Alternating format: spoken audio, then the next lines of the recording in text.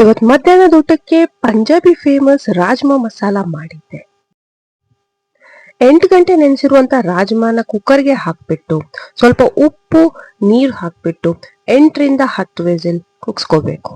ಮಸಾಲ ಪ್ರಿಪರೇಷನ್ಗೆ ಕಡಾಯಿಯಲ್ಲಿ ಸ್ವಲ್ಪ ಎಣ್ಣೆ, ಕಟ್ ಮಾಡಿಟ್ಕೊಂಡಿರುವಂತ 3 ಈರುಳ್ಳಿ, ಸ್ವಲ್ಪ ಉಪ್ಪು ಹಾಕ್ಬಿಟ್ಟು ಚೆನ್ನಾಗಿ ಫ್ರೈ ಮಾಡಿಕೊಂಡು ಇದಕ್ಕೆ ಕರಿಬೇವು, ಸ್ವಲ್ಪ ಶುಂಠಿ ಬೆಳ್ಳುಳ್ಳಿ, ಹಾಗೆ 4 ಕಟ್ ಮಾಡಿ ಇಟ್ಕೊಂಡಿರುವಂತಹ ಬ್ಯಾಡಿಗೆ ಮೆಣಸು ಹಾಕ್ಬಿಟ್ಟು ಫ್ರೈ ಮಾಡ್ಕೋಬೇಕು. ಇವಾಗ ಕಟ್ ಮಾಡಿ ಇಟ್ಕೊಂಡಿರುವಂತ 4 ಟೊಮ್ಯಾಟೊ, ಸ್ವಲ್ಪ ಕೊತ್ತಂಬರಿ ಸೊಪ್ಪು ಹಾಕ್ಬಿಟ್ಟು ಮಿಕ್ಸ್ ಮಾಡಿ ಟೊಮ್ಯಾಟೊ ಸಾಫ್ಟ್ ಆಗೋವರೆಗೂ ತಣ್ಣಗಾಗಕ್ ಬಿಟ್ಟು ಒಂದು ಮಿಕ್ಸಿ ಜಾರಿಗೆ ಹಾಕ್ಬಿಟ್ಟು